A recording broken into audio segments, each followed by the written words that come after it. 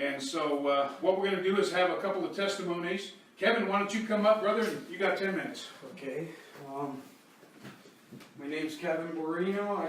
I live in Rochester, New York. I've been saved since 1990, March 28th, 1998, and I've been pretty much doing this kind of ministry since I was saved, but not to the same level that I do it now. And I've always, after I got saved, I was always involved in churches that emphasize evangelism and passing out tracts. So I'm not really preaching. In fact, I went to a church also that they actually had like Bible Institute courses for street preaching, but they used to just go out like on Saturday morning from 11 o'clock to 11:30 at the bus stop, and then that was it.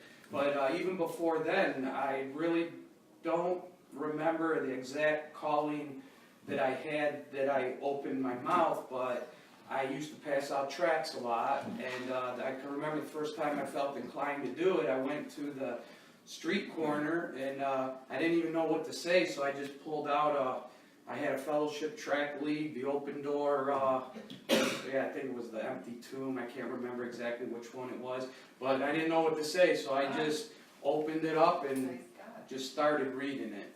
So, and then that was like my first, encounter with it. And I don't, like I said, I can't really go back to certain where I saw somebody, or I just know that my churches that I went to emphasized evangelism.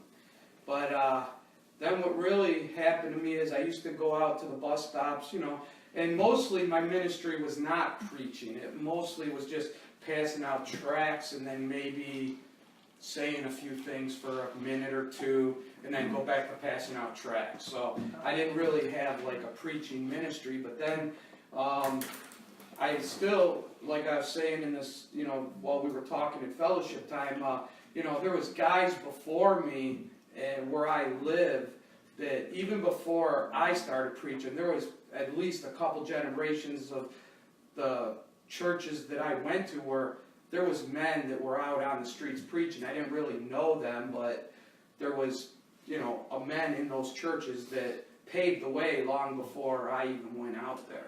But one I'll mention is a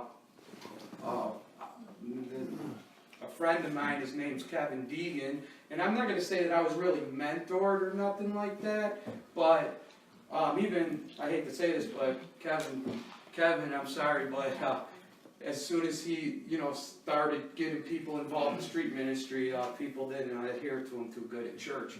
But anyways, I went to a church where Kevin was involved in going to Beale Street for the Beale Street Blast, and he gathered all the young people over there to, he year after year. When I just started going to that church, I had gone to church with Brother Deegan, but he had moved on, and then when I was moving on to another church, he was at this other church, and he was organizing this, trip to go to Beale Street, where we all got in a van in church, and I'll tell you, that was like the most exciting time in my life. And the first time I went out there, I saw people dropping into hell. In my eyes, I saw them. I'm not saying like a vision, I'm just saying as I was out there, I watched them dropping into hell. And I came back from there, and I just basically, I was introduced through that ministry that the world's bigger than a bus stop for 30 minutes passing out tracts. And I was very overwhelmed by it. In fact, the first time I went to Beale Street, like after an hour, I lost my voice. And it got to the point where I just had to hold up signs for the rest of the weekend, because before it even started,